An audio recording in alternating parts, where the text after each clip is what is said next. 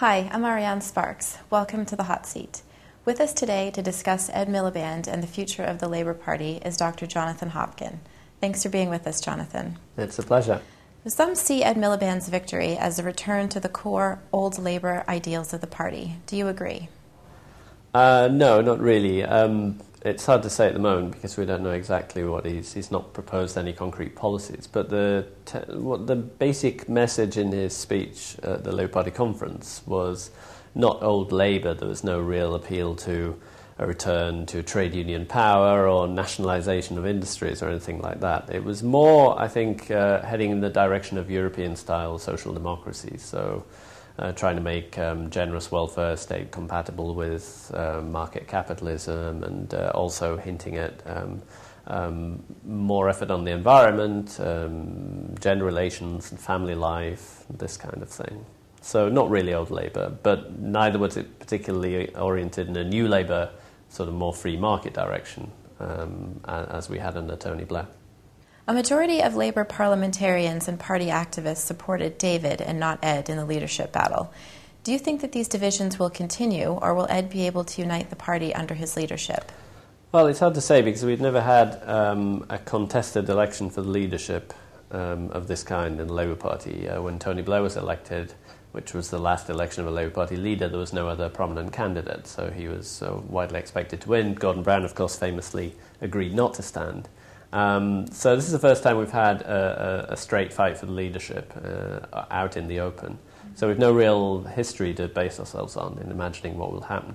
The fact that David Miliband has now decided to stay out of politics, at least for a while, makes it much easier. And I think also the party probably wasn't so deeply divided on policy lines as it might have been in the past. You know, the only example historically I can think of that might have been similar was the battle for the deputy leadership in the early 1980s between Tony Benn and Dennis Healey, and that really laid bare all the divisions within the party. But I don't think the Labour Party currently, the policy divide is anything like what it was then. So I don't see any reason why the party can't unite around a leader, especially if he proves successful electorally.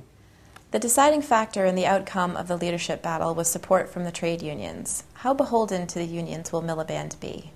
Well, that is something the opposing parties have seized upon, because they see it as a chance to suggest that Ed Miliband represents a return to everything that was unpopular about old Labour, in particular the fact that it was perceived as being too close to trade unions.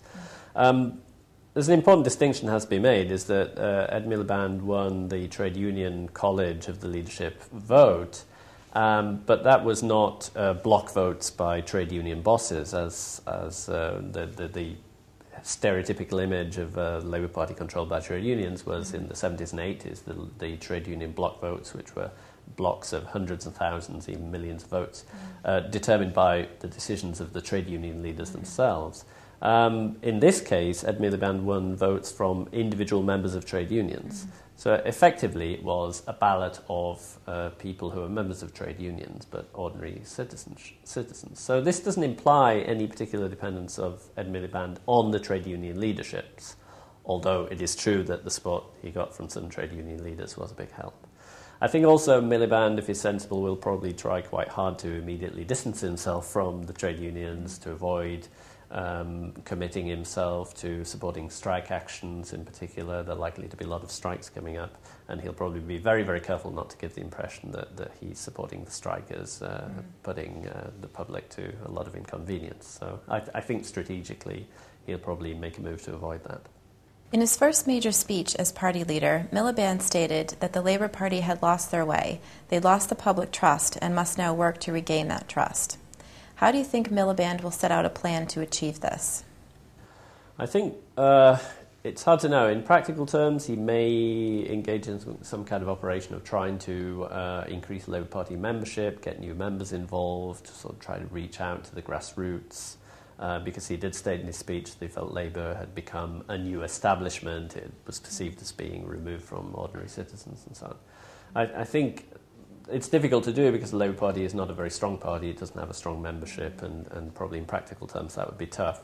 I think in terms of discourse, what he is trying to do, what you could see in the speech, was that he's trying to hold his hands up and say, we made mistakes, we apologise, try and win back the public's trust by recognising that the Iraq War was widely perceived as an error, that Labour was in government when the financial crisis blew up, and that they have to take some responsibility for that. So by taking responsibility for policy mistakes and saying that he intends to move beyond some of the old policies that proved unpopular and try and create new policies, that's probably the way he'll try and play it.